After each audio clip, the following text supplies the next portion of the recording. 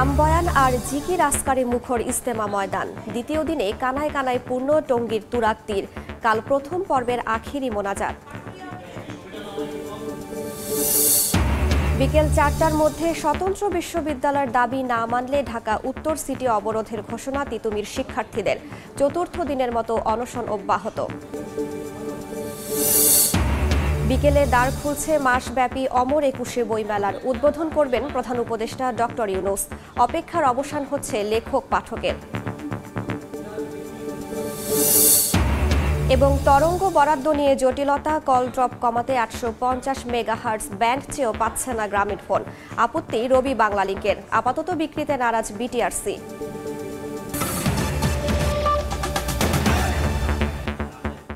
সময় সংবাদের সঙ্গে আছি আমি রাইসা জান্নাত। প্রসঙ্গ, আমবয়ান আর জিকির আসকারে মুখর ইস্তেমা ময়দান।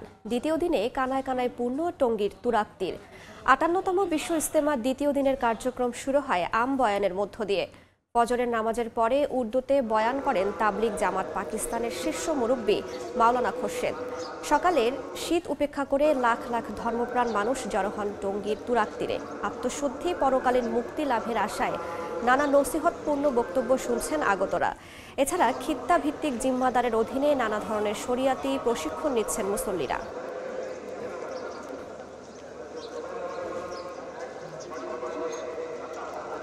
তারা যে দিক নির্দেশনা দেয় আমরা ওই দিক নির্দেশনা কাজ করব।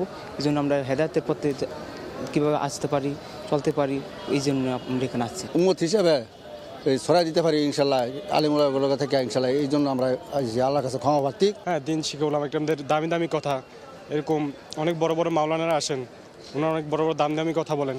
ওই দামি দামি কথা দ্বারা আমাদের অন্তরটাকে পরিবর্তন করে আমরা এখান থেকে যাই। এই মুহূর্তে টঙ্গীতে ইস্তেমা ময়দানে আছেন সহকর্মী তোহা খান তামিম। সরাসরি যাচ্ছি তার কাছে।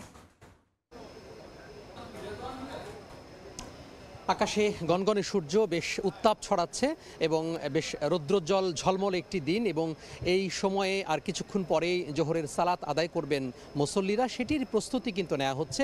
এবং সকাল থেকে আমরা দেখেছি যে একেবারে কেন্দ্রীয়ভাবে যে বয়ান চলেছে সেই বয়ান শেষ হয়েছে সকালের নাস্তার বিরতির মাধ্যমে। এরপরে ছোট ছোট দলে ভাগ হয়ে যে আলোচনা চলেছে সেই আলোচনা একজন জিম্মাদারের অধীনে দিনী আলোচনা, দিনী শিক্ষা, সেটি তারা গ্রহণ করেছেন।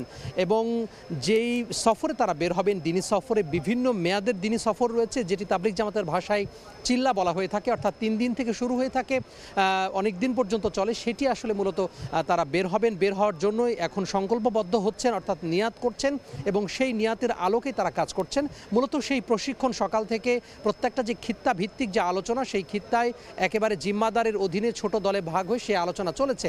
এবং তারা বলছেন যে এই যে পাপাচারে লিপ্ত হয়েছি আমরা, বিভিন্নভাবে পাপ করেছি, সেই পাপের তারা ক্ষমা চেয়েছেন, সৃষ্টিকর্তার কাছে ক্ষমা চাচ্ছেন। এবং তারা বলছেন যে এই মেহনত যারা করছেন সেই মেহনতের ওসিলায় যেন তারা পরকালীন মুক্তি লাভ করেন এবং তারা জান্নাত নসিব করেন। পাশাপাশি ব্যক্তি জীবনের যে আত্ম উন্নয়ন, অর্থাৎ ব্যক্তি জীবনের উন্নয়ন সাধন করা, পাশাপাশি তার পারিবারিক জীবন, তার সামাজিক জীবন এবং রাষ্ট্রীয় জীবন সব মিলিয়ে যেন এটি একটি প্রভাব পড়ে, এই প্রশিক্ষণ তারা নিচ্ছেন, সেটি তারা করবেন।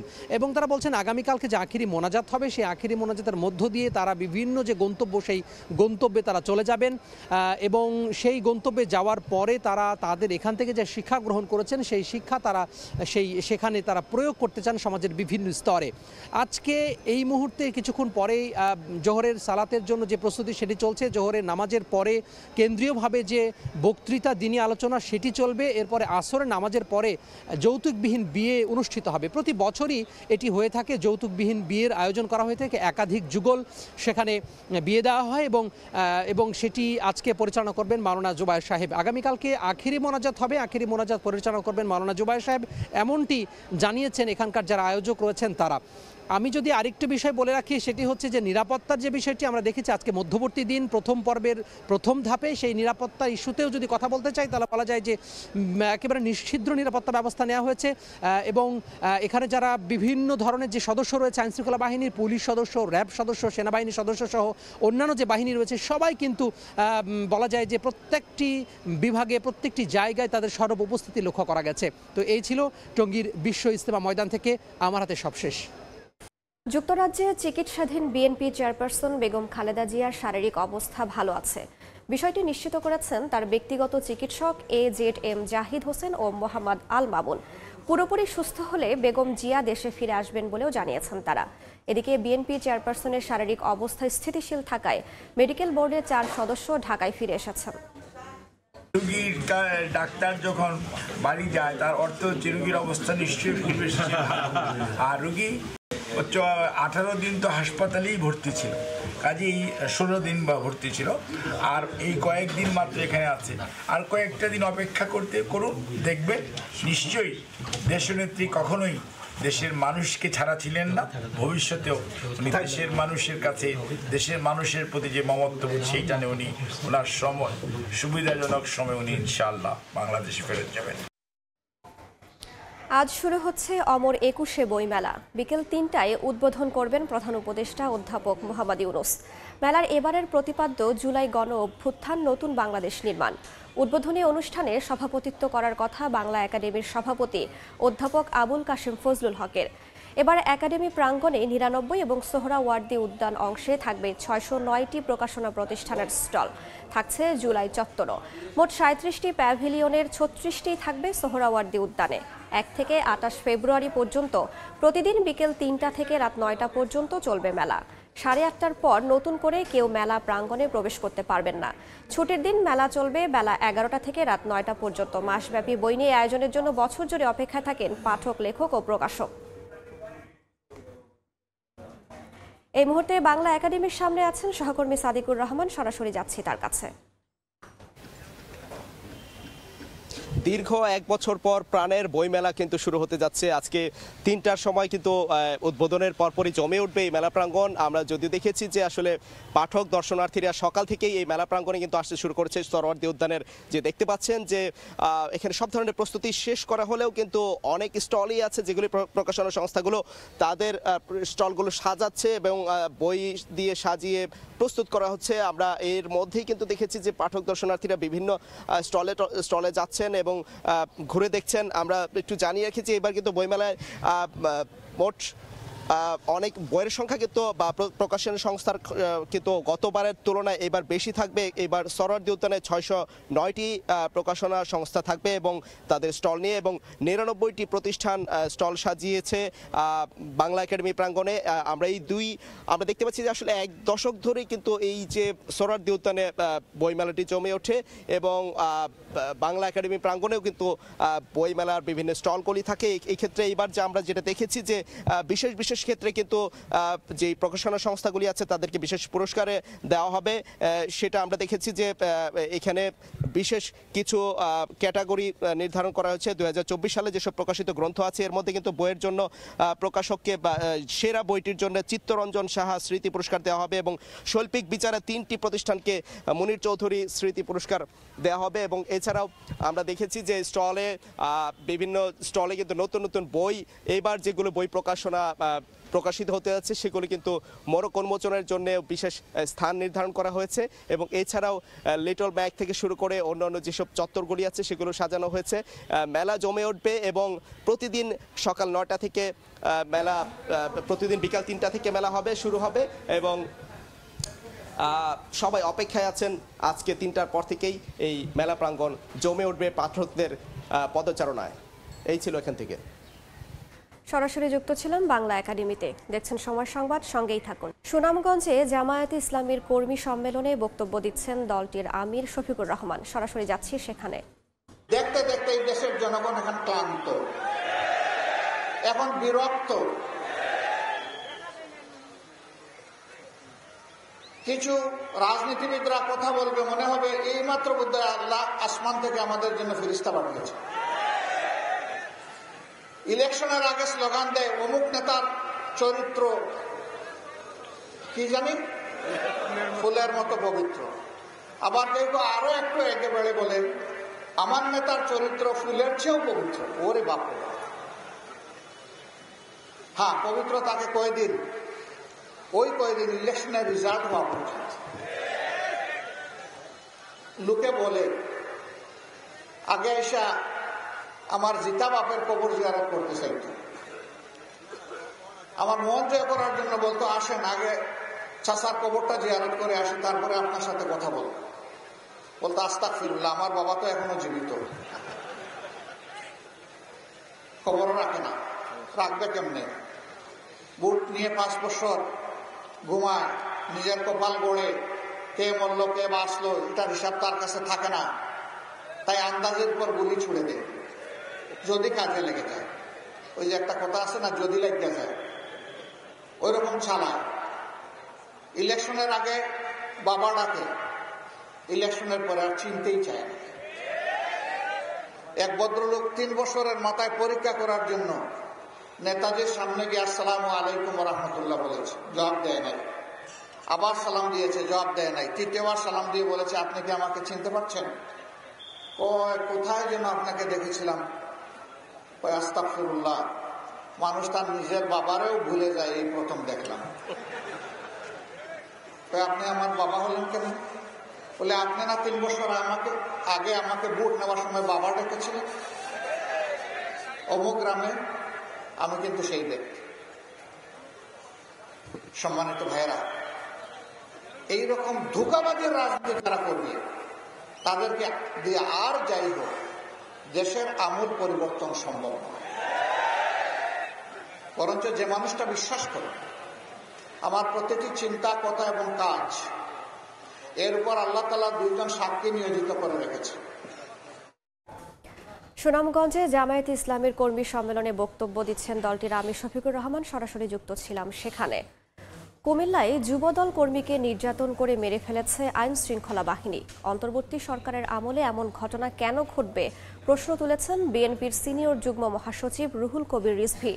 রাজধানীর নয়াপল্টনে এক অনুষ্ঠানে তিনি আরও জানান, মানুষ এখন সুষ্ঠু ভোটের প্রত্যাশা করছে।